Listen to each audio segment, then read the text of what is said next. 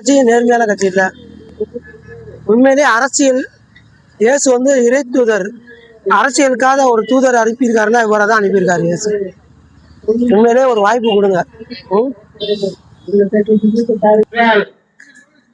நீங்கள் நாட்டில் 50-60 வயது அம்மாக்கள் வரை பாதுகாப்பில்லாத இந்த அரசியல் நிலை மாற வேண்டும் என்றால் நீங்கள் மாற்றத்திற்காக வாக்களிக்க வேண்டிய சின்னம் மாற்றங்கள் கட்சியின் சின்னம்.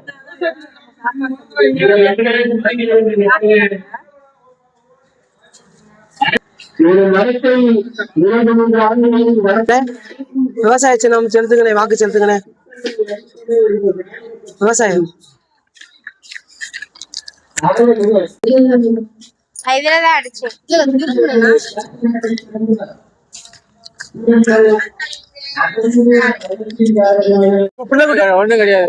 எதிர்காலம் நல்லா இருந்திருக்கா? உங்க வீடு வாசம் முன்னேறி இருந்திருக்கா? அந்த கட்சியில இருக்கவங்க தான் வளர்ந்துருக்காங்க. நேர்மையானவங்க யாரு வந்தா உங்க வீட்டுல நாம் தமிழர் இப்ப ஆட்சிக்கு வந்துருச்சுன்னா உங்க வீட்டுல ஒரு அரசு வேலைக்காரங்க வந்துருவாங்க. ஏன்னா கொள்கையிலே என்ன சொல்லியிருக்காங்கன்னா, வாக்குறுதியில அனைவருக்கும் அரசு வேலை, அனைத்து வீடுகளுக்கும். இப்போ உங்க வீட்டுல ஒரு ஆளுக்கு கண்டிப்பா அரசு வேலை கிடைச்சிடும். இப்ப நீங்க காத்து கிடக்கீங்க, இந்த காப்பாற்றணும்னு காத்து கிடக்கீங்க. அதே போல நாங்க நாடை காப்பாற்றணும்னு ரோடா வீடு வீடா போய் ஓட்டு கேட்டுக்கிட்டு இருக்கோம்.